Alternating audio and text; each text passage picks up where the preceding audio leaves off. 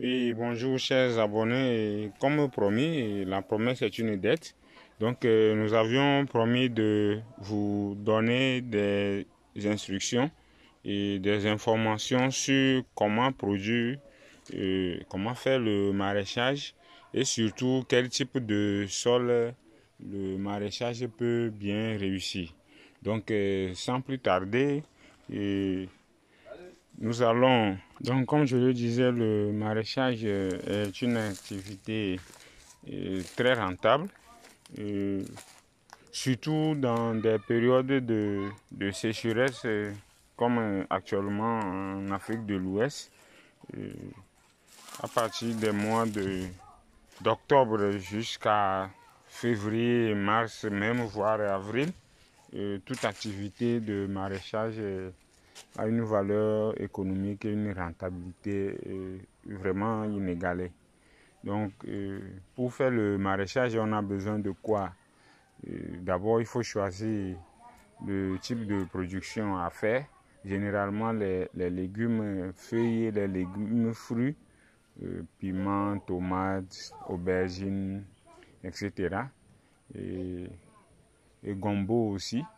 Donc le gombo, lui, se sème, mais les autres légumes, c'est plus conseillé de faire leur pépinière et de faire un repiquage après levé.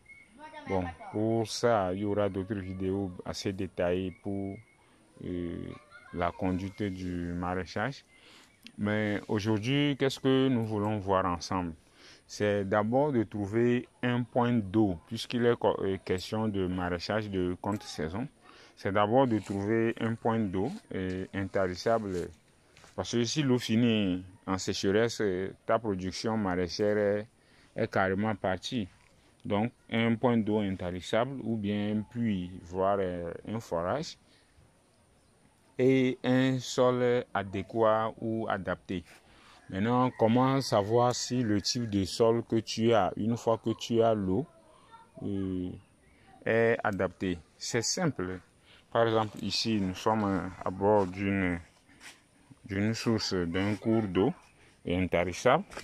Donc, il suffit juste d'humidifier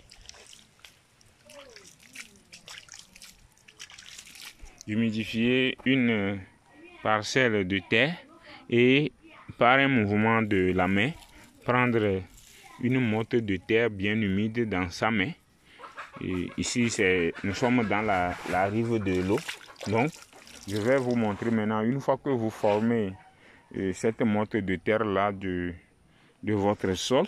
Moi, j'ai pris déjà des types de sol différents. Le sol pour le maraîchage doit être un sol sablo-argileux, mais pas trop argileux, pas trop sablonneux. Donc, si vous voyez par exemple, comment savoir que le sol est trop sablonneux?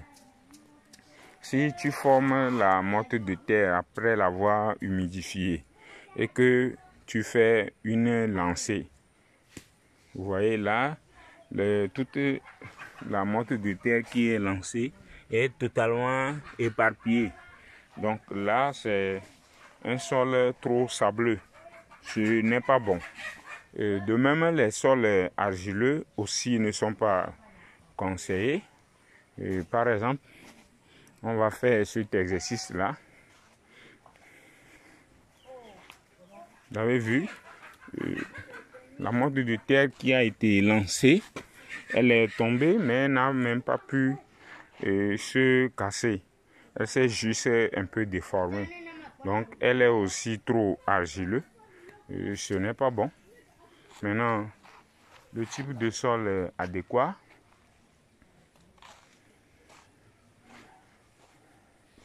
Donc, voilà un peu.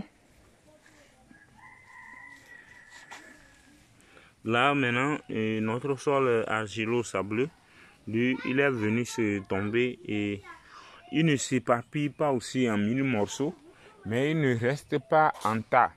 Donc là, c'est un sol correct et approprié pour le maraîchage.